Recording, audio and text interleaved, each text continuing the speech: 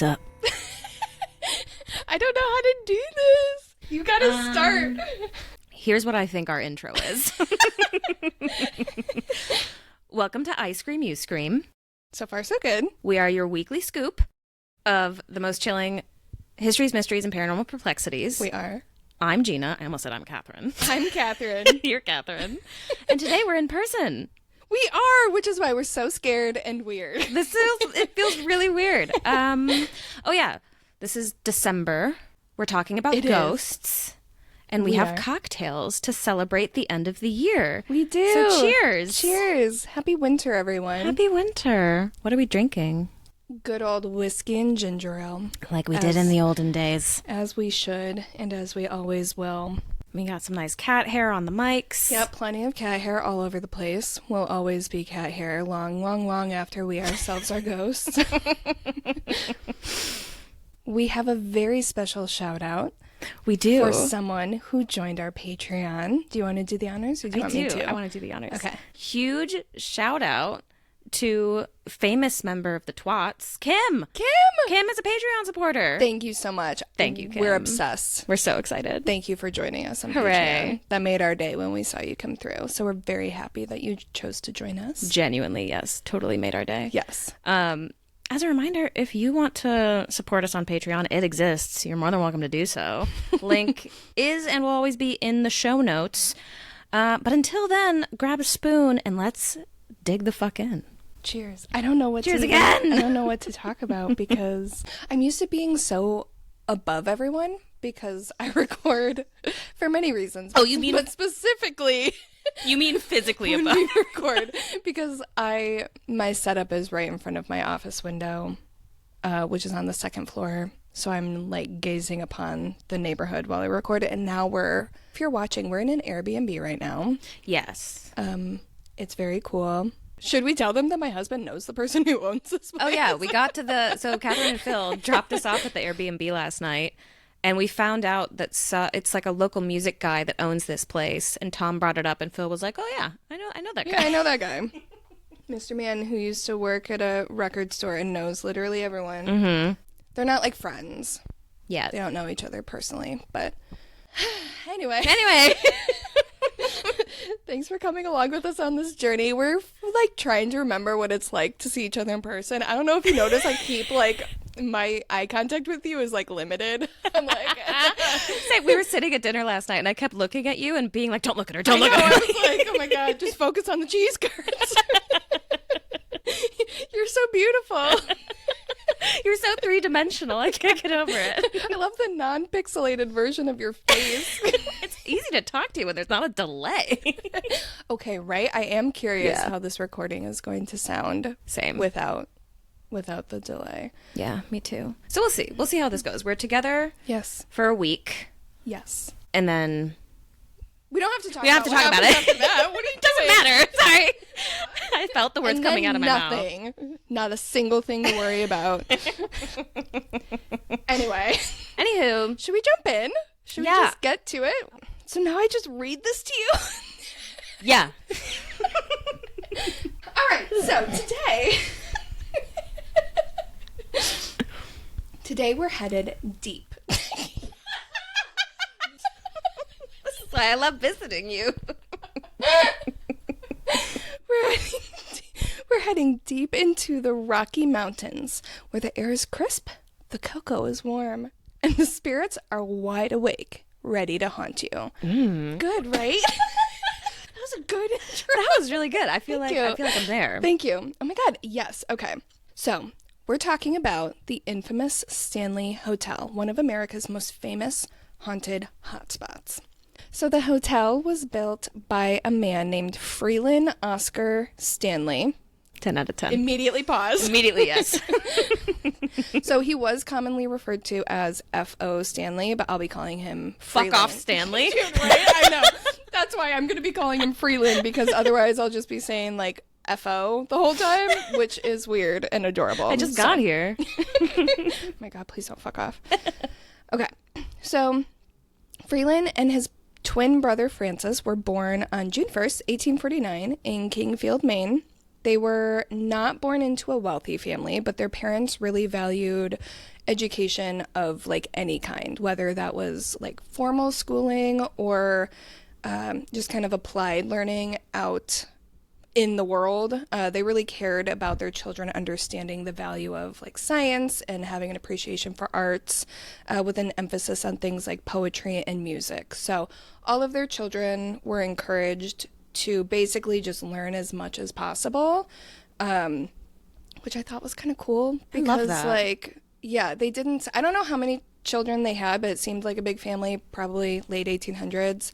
But yeah, they really cared about just being as, I don't want to say as smart as possible. They weren't like know-it-alls. But like they, well-rounded. Yeah, they wanted them to be like have an experienced life, basically. Yeah. Okay. So at the age of 9, Freeland and Frances, those are the twins, they started their first business together. So what they would do is they would tap maple trees and refine it to make maple sugar, and then they sold it to their neighbors. It's a fucking moneymaker. Isn't that adorable? Literally I love money that. growing Yes. on trees. Literally. Nice. Yes. So anyway, they start hustling at a young age, and they're making all these different businesses like as they grow up. Just like that kid that would like do, you did that shit. I did do that shit. You know what example I was gonna I did do give. that Yes. shit, yep. Yes, like, you know, I'll do XYZ for a dime or whatever was a reasonable amount of money back then. So they grow up doing this, save their wages, and eventually at the age of 20, they both attend college. After graduation, Freeland became the headmaster of the high school in Mechanic Falls, Maine, and this is where he met and fell madly in love with teacher and piano aficionado, the lovely Flora Jane Tileston. Way better name than Fuck Off Stanley. Oh my gosh. Yes, yeah. So Flora and Fuck Off fall in love. So yeah, she was an esteemed pianist who just absolutely loved playing, and because his parents instilled in him such like a strong love and appreciation for the arts, that was one of the things that he loved so much about her. It was said that she had just such a deep passion for playing music, specifically the piano, and he was just smitten with it and loved hearing her play. I love I know. that. Like when you I fall know. in love with someone partially because of their talents and their like And their what passion, yes, the love they have for it. That's so pure. So they were married in 1876, and they never had any children, but they had several nieces and nephews that they kind of viewed as their own. It was said that they never really felt like they needed to have their own children because they had so many nieces and nephews. And I just want to mention that because that is super rare for that time. Yeah. Like, so some people do speculate that it's possible that they like couldn't have kids, but either way, the message is just that they didn't have kids, they loved their nieces and nephews, and they just were both very passionate about each of their individual things. She was a musician. He loved like inventing shit and like starting. They were just like a quirky, nice, fun-loving couple. I it love seems this so like. much. Yeah, Okay. yeah. And that's when things took a turn for the worse. God damn it. So unfortunately, just a few years after getting married, Freeland was diagnosed with tuberculosis in 1881. Shit. He would eventually get better, and they continued living their lives until it came back in 1903. God damn it. This is a journey. Stick with me. So this time, when he had this resurgence of TB, his doctor prescribed him the thing we all wish doctors still prescribed, and that was fresh, crisp mountain air with a dollop of sunshine and a hearty diet of stews and root vegetables out in the Rocky Mountains. So the Stanleys make their way out to Estes Park, Colorado, which is where many TB patients went because the climate was perfect for what the doctor had prescribed. It kind of became a little like TB community. The climate was compared to certain mountainous spots in Switzerland. So that's what they were like trying to replicate, basically. Right. Yeah. So by the end of that summer, Stanley's health had improved dramatically. And not only did he feel better physically, but he realized that he felt better both mentally and emotionally as well, which he strongly attributed to the beautiful landscape and just like the people and community in Estes Park. So he and Flora decided they wanted to return to Colorado. So they would go out there every summer from that point forward. And in doing so, they decided it would be smart to turn their summers into a business venture. And that is when, in 1907, Stanley teamed up with a local architect and they began construction on the Stanley Hotel in Estes Park. So it was designed to appeal to like wealthy city people who were looking to like escape the hustle and bustle, like head up into the mountains for some R&R. And to power the hotel, I thought this was interesting. Stanley constructed the Fall River Hydro Plant. Forward thinking. I was like, are you familiar? It's my favorite hydro plant. Looks like you knew her. I was just impressed that. Yeah. Wow. That's well, fucking fun cool. fact, this is not in my notes, but he is also the person who created Stanley Steamer, the car, the steam engine car. So he was an inventor. Shit. Yeah, yes, he was definitely very well known, very successful. This car, like I said, I think it was in here, and I think I took it out for space, but I'll tell you anyway since it's on topic. He created this car that worked well like in the mountains to basically bus people up to the hotel. You know what I mean? Mm-hmm. So it was easier to get people there. But he did. So they constructed the hydro plant, and that was how the town got electricity. So this was the first time Estes Park had electricity. Upon opening, the hotel had a fully electric kitchen and steam laundry, a hydraulic elevator, electric lights and telephones, and it had 48 guest rooms, and each room, there was like 2 rooms to a bathroom. Basically. Okay, got it. So, yeah. In addition to opening the hotel, I love this part, Freeland is also known for his role in the creation of Rocky Mountain National Park. Oh. And he was president of the Protective and Improvement Association, and he wanted a way to kind of, this is a paraphrase based on the things I was reading, but this is what I was gathering. He kind of wanted to like counteract the effect that bringing so many people out into nature was having. So he wanted to find a way to basically keep the surrounding nature thriving despite the fact that so many people were coming in. So in 1907, he helped to open a fish hatchery in the area, and he also introduced a herd of elk into Yellowstone a few years later in 1913, the descendants of which still roam the Estes Valley today, over 100 years later. Sounds like a really good guy. Yes, so he definitely cared. That was the thing. Like, he cared about not just making money from tourism. It was like he wanted people to experience the thing that helped cure his TB, which was like the land and nature and blah, blah, blah. All that shit. All that bullshit. Which we love and support here at Ice Cream You Scream. Mm-hmm. pod@gmail.com. Let us know if you support nature. Okay. So, even though Freeland spent a huge amount of money and effort and put a ton of care and love into the hotel, it did have its setbacks. One night in June of 1911, it is said that a storm knocked out the electricity, so at the hotel, they were relying on backup gas lamps for light, and there was a gas leak that was discovered in room 217 when an employee went in to light the lamp, and it resulted in a severe gas explosion. So what's interesting to me is several I can't speak. I just can't do it. Okay. I'm pretty sure it's pronounced newspapers, so you're fine. Newspapers. I'm a journal analyst at the newspaper.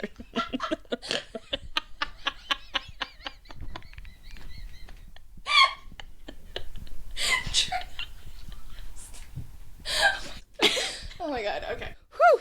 Okay, so what's interesting to me is several newspapers reported that different things happened. So one reported that it took the life of a housekeeper named Elizabeth Lambert, but there was no Elizabeth Lambert registered as an employee at the Stanley at the time. And it's also noted that there are no death records indicating that the gas explosion killed anyone. But there are other reports of a woman named Elizabeth Wilson who may or may not have been a housekeeper, who was thought to have been injured when she was lighting the either candle or lamp or whatever in room 217. Some say that she, just got some bad burns. Others say she broke both of her ankles. There's a lot of differing reports that were reported at that time. So that it's just, I don't want to say it's suspicious, but some people argue because of the way it was reported and how things didn't match up right away, some cite it as the first quote-unquote paranormal experience at the hotel. Whether or not that is true, we do not know. It could have been just bad journalism. That's what I'm thinking. Yeah, it very easily could have just been bad reporting. But it's just one of those things that adds to the mystique of like what actually happened. What we do know is someone was lighting a candle or a lamp or whatever it was. They got injured. The most agreed upon story is that it was a housekeeper named Elizabeth Wilson who broke both of her ankles as she flew in the explosion. Oh God. And then a few other people were injured as well. But the details of exactly who, what, why, or how aren't super clear. It is generally agreed upon that no one died in the explosion as well. Because was this, I'm picturing a very remote area. Oh yeah, it's to this day. It's in the middle of this national park. Okay, so it's not like there were huge big city news whatevers. No. Okay, yeah. No, all people, right. I think most of the newspapers that printed it, it was they had to wait for it to go through the wire and everything. I don't even know if I'm sure they had a newspaper in Estes Park at the time. If they did, it was some guy. Okay. It was not, to this day, that's a very, very small mountain town. Okay. Yeah. So despite this tragedy, they were able to rebuild the park because it destroyed the room. It did need pretty significant reconstruction. But they did rebuild, and the Stanleys genuinely considered this their home away from home. Like I said, they spent every summer out there, so it was important to them to pick it back up and make sure that it was still a nice hotel and a place that people wanted to go. Not only did they love the hotel, but they felt, not to speak on their behalf, but it seemed very much like they felt a responsibility to the community because they literally put this town on the map. Before the hotel moved in and before they started going there, it was unincorporated.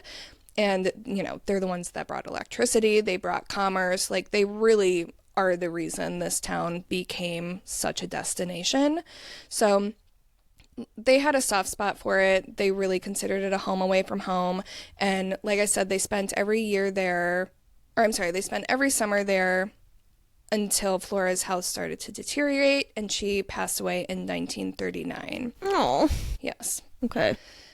After her death, Freeland made one last trip out to Estes Park, and he stayed at the Stanley one last time before he too passed away the following fall on October 2nd, the day before my birthday. Hey. Plus many, many years. This was in 1940, and it was at the age of 91. So they lived full life. He had tuberculosis twice and lived to 91. Damn. All right. So, that's some fresh mountain air for you. Yeah. Nice. But many say that the Stanleys loved the hotel so much, they never actually left. Countless guests and staff over the past several decades claim to have seen a man in a tuxedo who is believed to be Freeland. He's often seen observing staff members, monitoring people from across halls and rooms, and he often hangs out in the corner of the lobby, just observing. It's almost like he's people say he's got the vibe of checking in on people, making sure they're having a good time, everyone's okay, no one needs anything. It's Hotel Emma. It's reminding me of Hotel Emma. I knew you were going to say that when I was writing 100%. my notes. I was like, this gives Hotel Emma vibes. Totally. Yes. Yeah. So it's also said that he likes hanging out near the billiards room because he enjoyed playing pool in life. But if you're worried that Freeland is a lonely ghost, fret not, as Flora's spirit has also been spotted and heard numerous times. it is said that people often hear piano music playing in the ballroom. Aww. Yep. Late into the night when there's no one there. And of course, many people believe it to be her playing the piano. I love that. I don't know if it still is, but for many, many years, the piano that he gifted her when they moved out there was still in there. Okay. So I don't know if this was attached to the piano or if it's something that still happens. If you've been there and you've heard it, let us know. icecreammusicpod@gmail.com. Okay. So, in the years following the Stanley's death, it still remained a hotel. Business was still good, but then as the years went on, it kind of started to deteriorate a little bit. Whatever entity Freeland had sold it to, whenever he sold it, they just weren't putting a ton of money toward it, and they weren't really keeping up with it as much as Freeland did. They just weren't as passionate about it. It's what happens when shit like that happens. Also, I found this interesting. In general, people's travel habits kind of started to change as we moved further past like the middle of the century. Basically, the world was getting larger and, it was realistic for people to go on these big grand adventures versus like hitting up the same hotel year after year after year after year. Because like airline travel became really big. Travel, and then we, moving into like the 70s, this was 60s and 70s was like hippie era. Let's like go hop out in west. the car and like see where we end up. And this wasn't the type of place that catered to like the nomads or hippies or whatever. This was a luxury hotel. So people who could afford luxury were flying to Europe or going to the, big city or whatever. So all of this combined with the fact that they weren't really keeping up with it too much business was hurting basically toward the latter half of the century. Until, that is, one very notable author stayed the night with his wife, and that was none other than Stephen King. Mm-hmm. It was right before the hotel closed for the winter, so they were the only two guests there. Oh, okay. Yes. I didn't know that.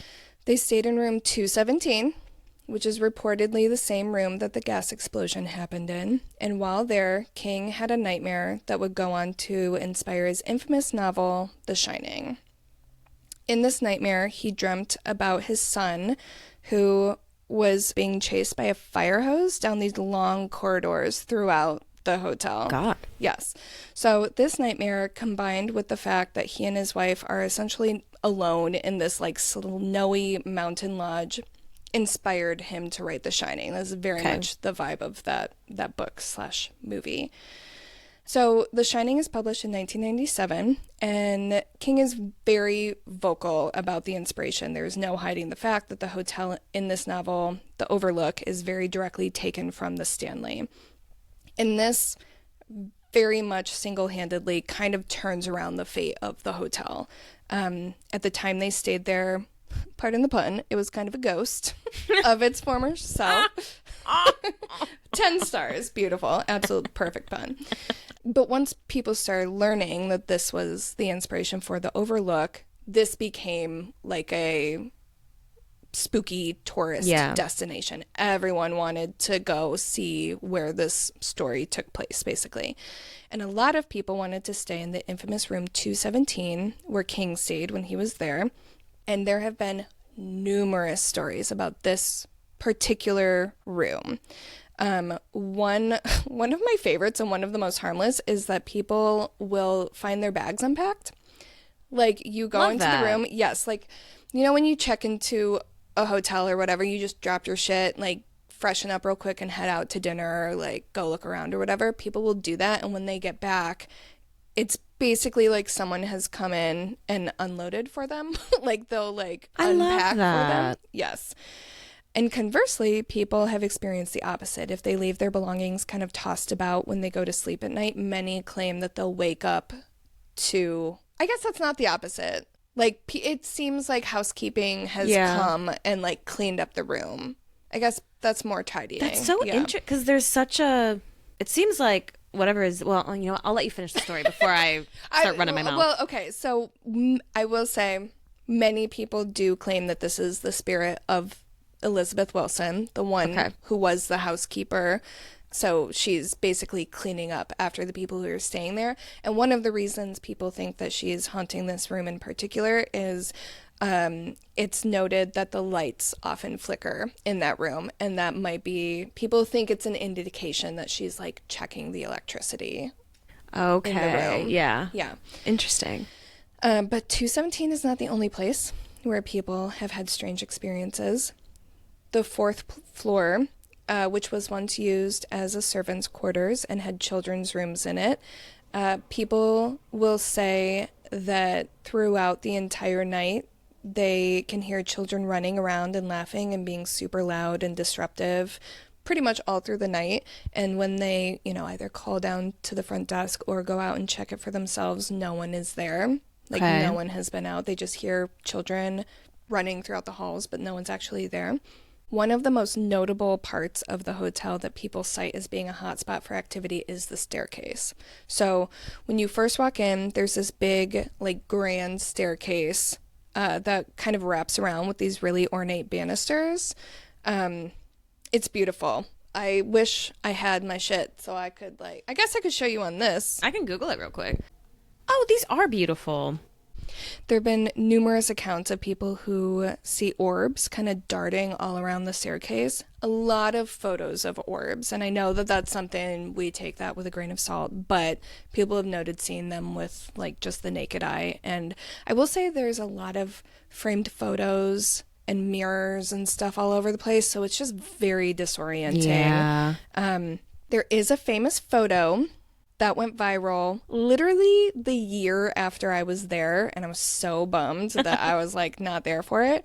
And I'll show it to you in a second. We'll put it in the YouTube video, but just for those listening, I'll describe it to you now. It basically it's the picture of a tour, people on a ghost tour, and they're standing kind of in the landing of the staircases where it wraps around, and it's this big group, but in the lower part of the picture, you can see what appears to be a girl running up the stairs, and then around the other side of the banister, there appears to be a second child also running up the stairs.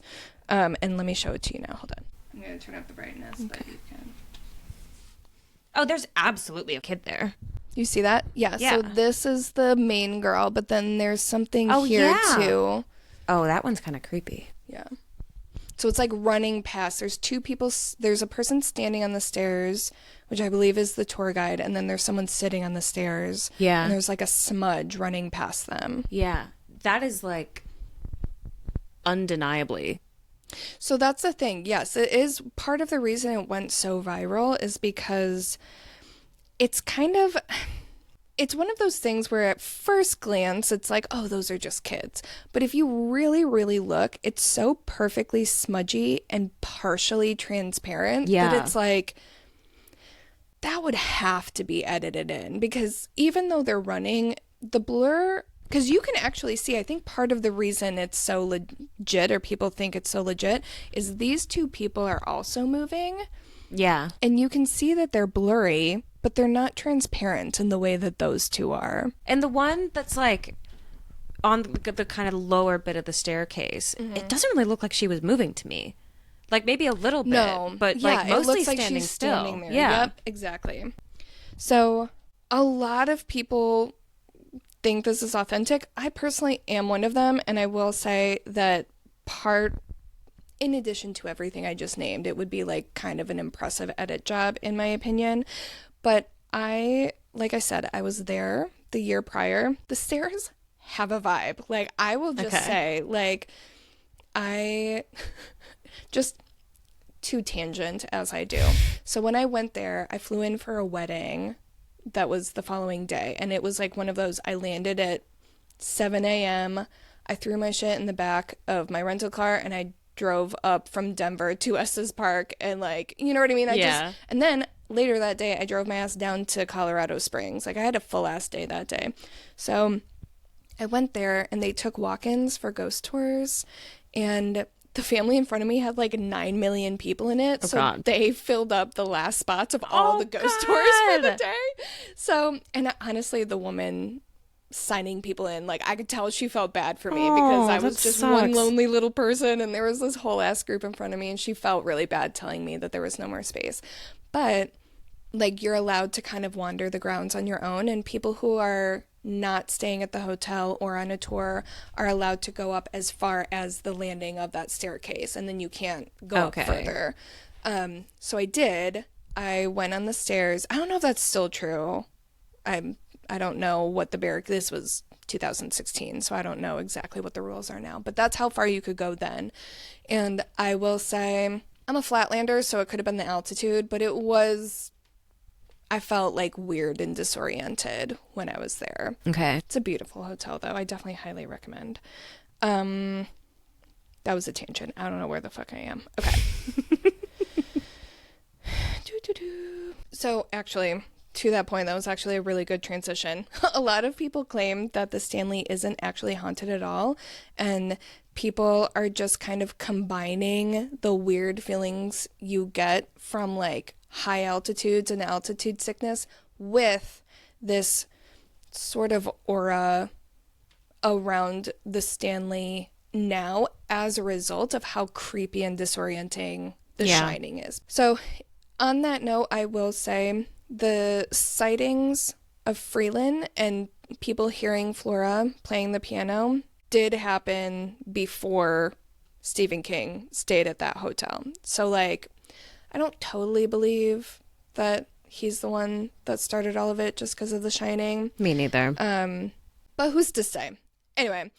Who fucking knows? So many people have claimed to have their own very strange nightmares, similar to the way Stephen King had nightmares. So some people do believe that it wasn't his nightmare that created the haunting, but the haunted hotel causing him to have a nightmare. Okay. Do you know what I mean? Yeah. So one of those nightmares I will read to you now. Okay, so I will say I am going to be reading a condensed version of this story because it was very long. And also, I do not have the user's name written down, so that will be in the show notes. So, basically, the beginning part of this story is they were taking a bunch of pictures, found a bunch of orbs, and saw a bunch of orbs around the staircase. And then they went out to dinner and then had a great time before returning to their rooms around 1 a.m. So that's where I'm going to start this story. So they were chatting, parting ways. He and his two friends were staying in the same room together. I think it was like a couple and then him.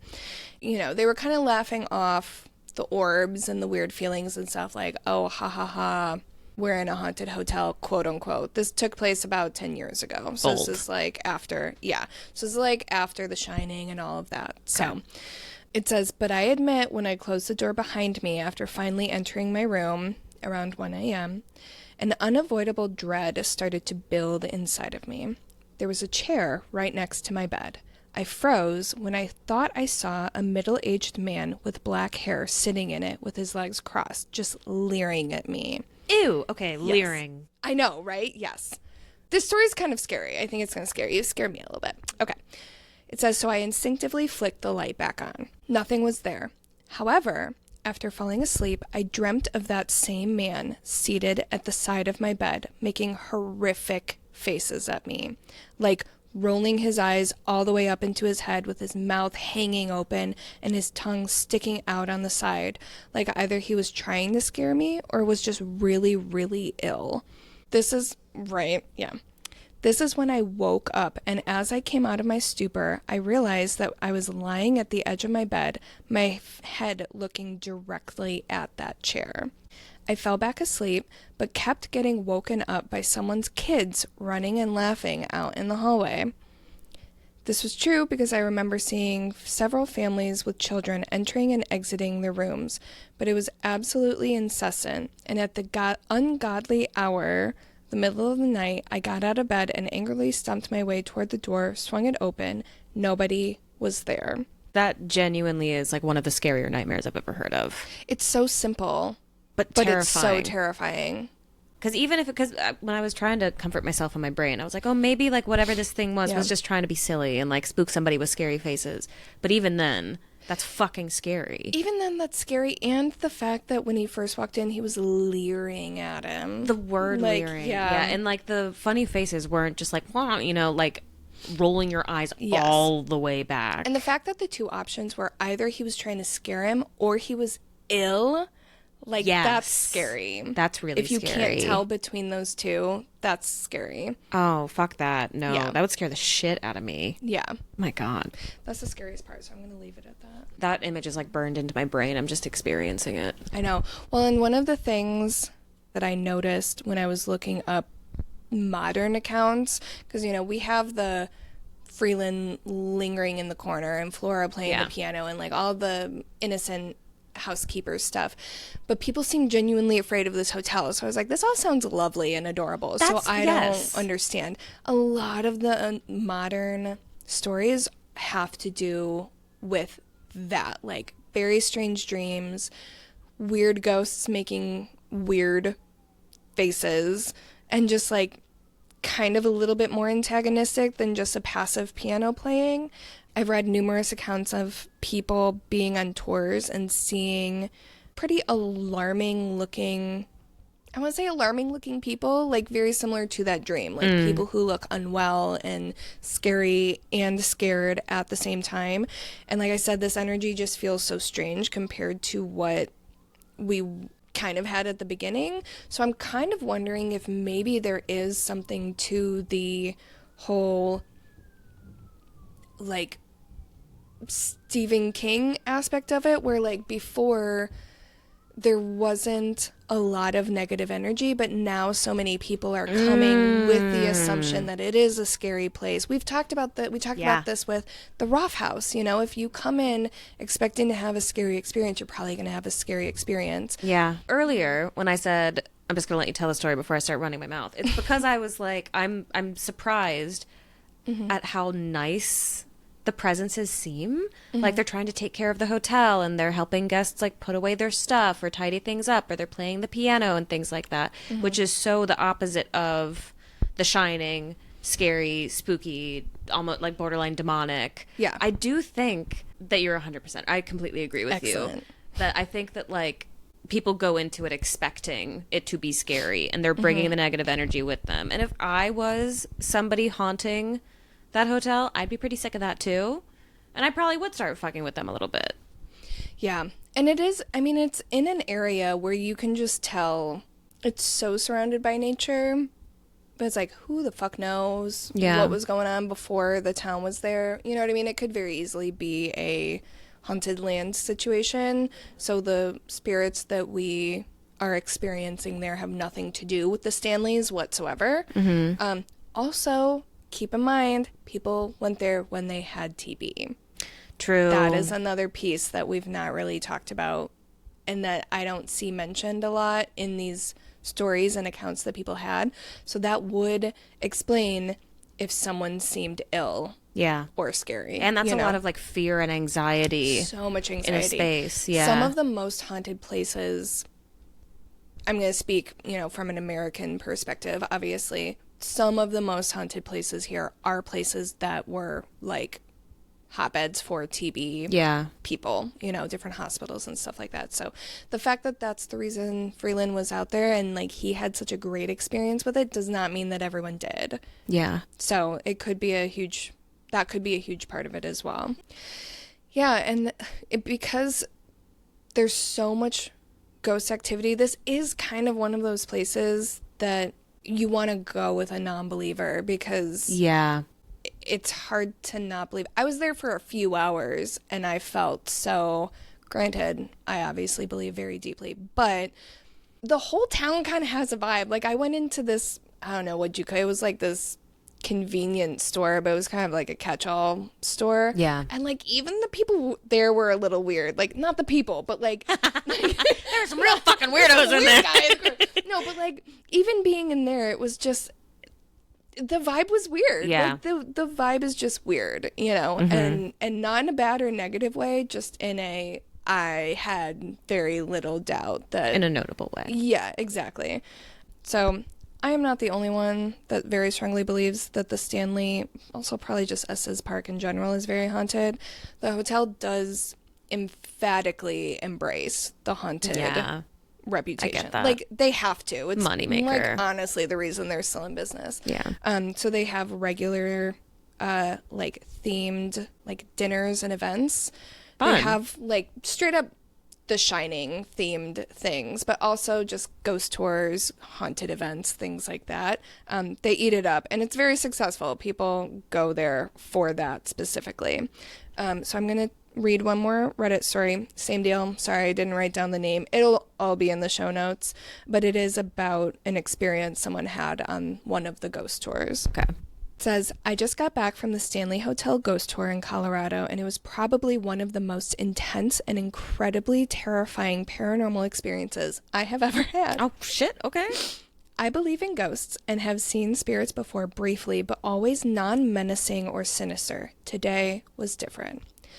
The activity was so intense, all kinds of very lifelike ghosts, as well as creatures everywhere. Creatures, yes. I don't know what the fuck that means. And it was everywhere, and it was lights out the entire tour, and I literally couldn't even focus on what my guide was saying because in certain rooms, they would just not leave me alone.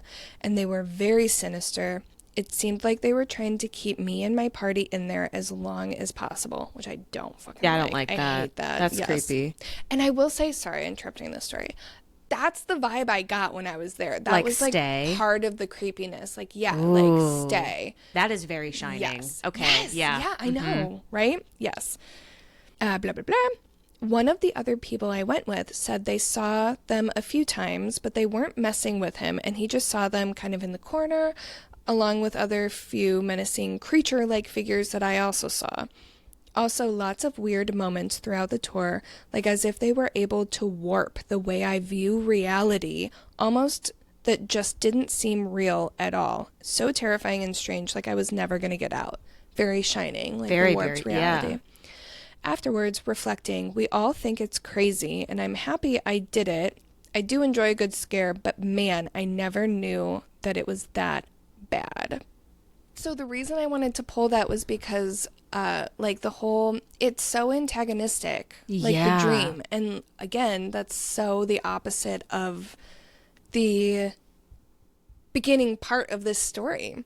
I do wonder, to go back to your point earlier about maybe there was something before the hotel. Yeah. I wish we knew more about that, because I am thinking like the people who fuck off Stanley and Flora, they were like drawn to this place. I wonder if there is something more. I did find some stories about how, I don't remember his name. We can put it in the YouTube video when I find it. But there were some stories about the man who owned the land before they moved in there, and how he haunts the place as well. But even that didn't seem menacing. He just seemed like some old rich guy that sold them the land. I don't know why he sold it to them, or I couldn't find a lot of information on that transaction or what the land was before that. But even that, like, the land still gets older than his ownership. You know what I mean? So, like, that doesn't necessarily mean anything. But And maybe it's not like a menacing intent. Maybe that's not what it's trying to communicate, but that's how it comes across. Like when you have someone that, like, really wants to be your friend and they kind of glom onto you a little. But we like all that kind of vibe, maybe, where it's like it's trying to be like, yeah, come hang out with me, and like I'll make silly faces at you and things like. But it comes across as like stay forever, you know, and creepy and dreams and like you're busy, you have plans, you can't hang out, and they're just like sitting there waiting for you to be free, kind of deal. Yes, maybe it's that kind of vibe. I don't know.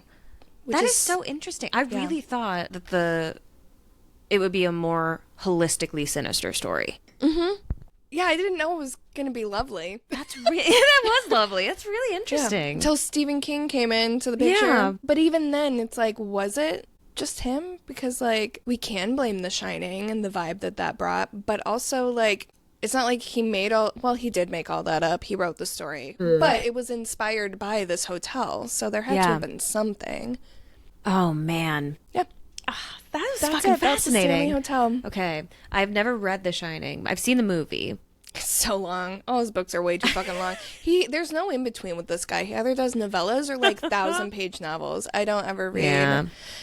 I genuinely, from the bottom of my heart, don't remember if I've actually read the book, because I've said that I have my entire adult life. I don't remember if I actually have or if I just watched the movie. Will say he hated the movie when it came out, because apparently there's not much depiction of like familial love in the movie, which is valid. Kubrick wasn't big on familial love, but that does appear in the book. Like, you see Jack kind of devolve a lot more. In the movie, he's kind of just spooky from the beginning.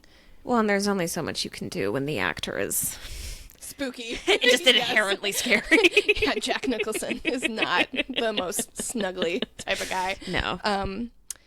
Yeah. So, fun fact. But yeah, that's it. That's the Stanley Hotel. There's so much more to it. We only have an hour though, so. I want to take a non-believer there. Me too, yes. And see what happens. I was literally only there a few hours, but honestly, it is one of those places I am a little scared to spend the night. Genuinely. Let's do it. Yeah, which is one of those, like, that means we have to go. That means we have to do it. I'm not too afraid to spend the night most places. But that place, it's because of dreams. Like, my dreams are spooky without being at the Stanley Hotel. So I am a little hesitant about it. Well, maybe they would give you really good dreams. If I went, I would genuinely ask for a non-spooky room. Yeah. And then, oh my God, maybe we can get a non-spooky room and we can put the boys in one of the spooky rooms. Perfect. And they can figure that out for themselves. And they can go on their journey. Yeah, and we'll go on ours. And we'll just have a nice little dinner. Yes. I'm imagining tea. Little finger cakes? Yes. Yeah. We're dressed as ghosts. Yeah, we break into their room. We're the ghosts of the Stanley Hotel. It's why they look so ill. Okay, I love that. Well, thank you for looking. Absolutely. That was fascinating. Thank you for listening. Yeah, would you like to read me a story? I would love to. May I borrow your iPad? You may. Let me password it for you. Okay, hold on one second because I'm elderly. I forgot you had your slippers on. Me too. Man, I'm just lounging. This is cozy as fuck. Dude, I'm so cozy. I'm loving Should we announce to people that we're wearing our Oodies? Oh, yeah, we're wearing our Oodies. This was a Christmas present from Gina. Oh, yeah. Wait. I forgot that was from... Yeah, it was from us. Because you got that for your birthday. When we were in town. Yes. And Phil and I were super jealous, so I forgot. We got these for Christmas.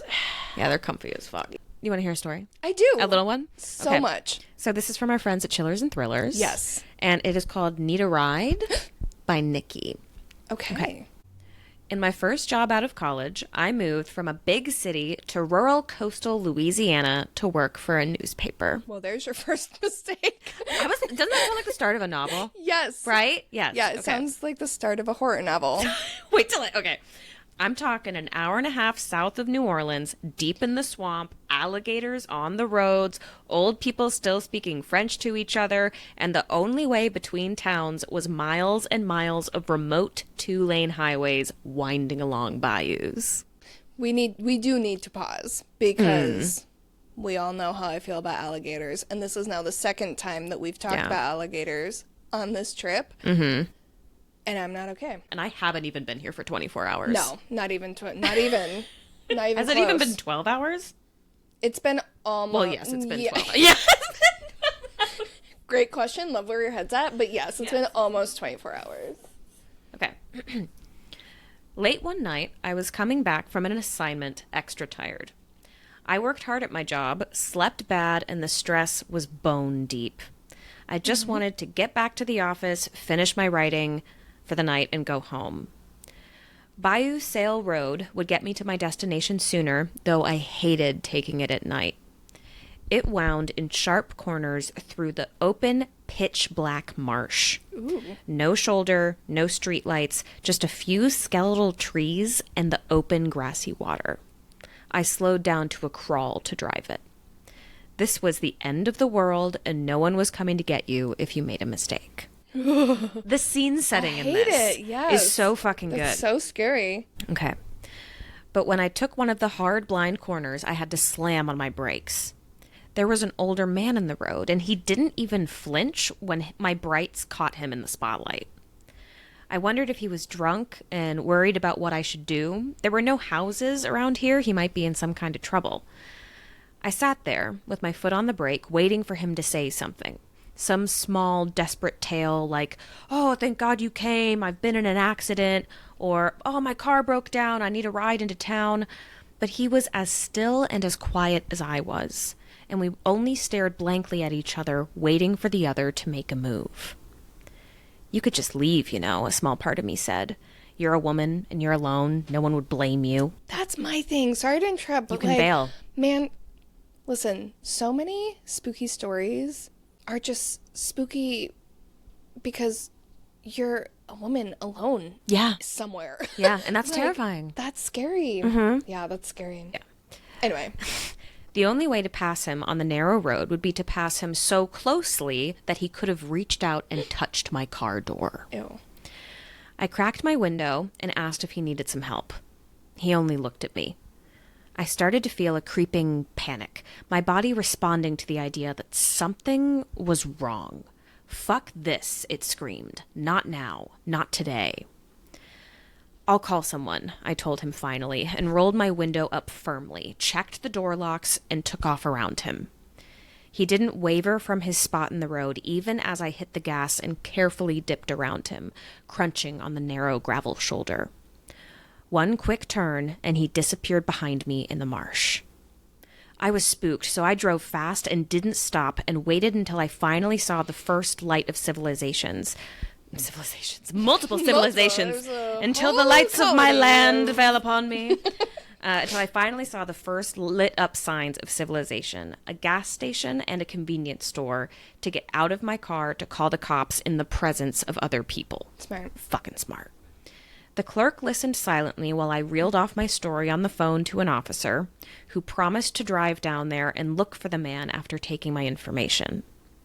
When they finally hung up, she said, "You were down there on Bayou Sale?" "Yeah," I said. "He was alone? No car?" "Yeah," I said. "I have no idea how he got out there. There was nothing."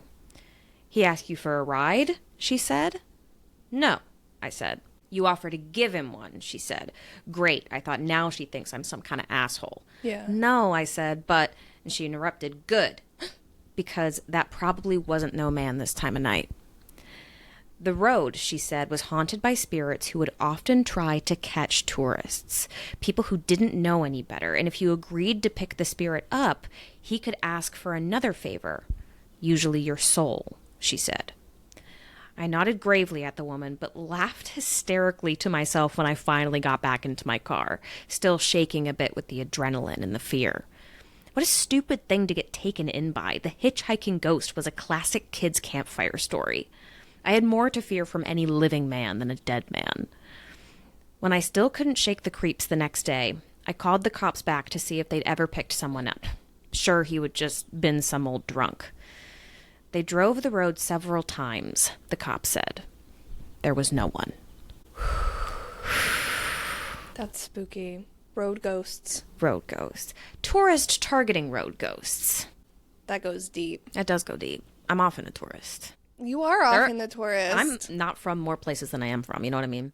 Like, pretty much anywhere I go. You know what? I do know what you mean. You yes, feel me, dude? I do know what you mean. I hear you, girlfriend. That's fucking scary. That is scary. Middle of the night. Bayou. There's nowhere to go but marsh. No, like, street lamps. Just a dude. That's scary. That is one of my fears. I do get scared driving. Okay, when we were driving last night and I pulled off the interstate because my GPS told me to. I think I had avoid highways on my GPS. I do think I checked and I thought I didn't, but I think it did. So it took me off. And the first thing out of my mouth was, "Oh, this is creepy," or something like that. It was. And Phil was like, "What? No, it's not. Why?" I'm like, "Yes, it is. This is like opening scene of a horror movie type shit. Like, why is it taking me where I don't need to go in the middle of this farmland?" And the bit that always, like, the part that scares me the most about that is, like, you feel so safe in a car. Mm-hmm. You're actually not. That fucking safe. No, cars are not that safe. No, they're not that safe. They're actually incredibly dangerous. Yeah. And it's really easy for someone to get in there. And so I feel like there's this false sense of security that you get in situations like that. Oh, for sure. Not me, though. And no, not you. Not me. Not you. I always feel unsafe no matter what I'm doing or where I am. Don't worry, I've thought of this many times. I'm in danger. For everyone else constantly. that thinks they're safe out there, listen to Gina, because you're not. You're not. You're not. Not unless you're in this basement, in this Airbnb. Right now, we're safe. We're completely fine. Mostly Gina, though. I'm still not safe. But you're with me, I'm though. safe with so you, you're, yeah, so by you're proxy. good. They won't fuck with me. I'm a little less unsafe. We knock on wood. But yeah, that's fucking scary. I do agree with the sentiment of feeling a lot less safe if it had been a human man. Agreed. I do understand that, but Yeah. still scary no matter Scary which way you either swing it. way. Yes. Yeah. Yeah. Yep. But that's my story. Excellent. That's my story too. And thus concludes our first ever episode in person with each Oh my other. God. Hopefully it went well so you all can experience it. Yeah. With us. We'll find out after we hit end record. We'll fucking see. We have no idea. Cool. Well, until next time. Oh, wait. Yeah. Sorry. I was like, how do we end these? Okay. Until next time, little spoons, keep it cool. And keep it creepy.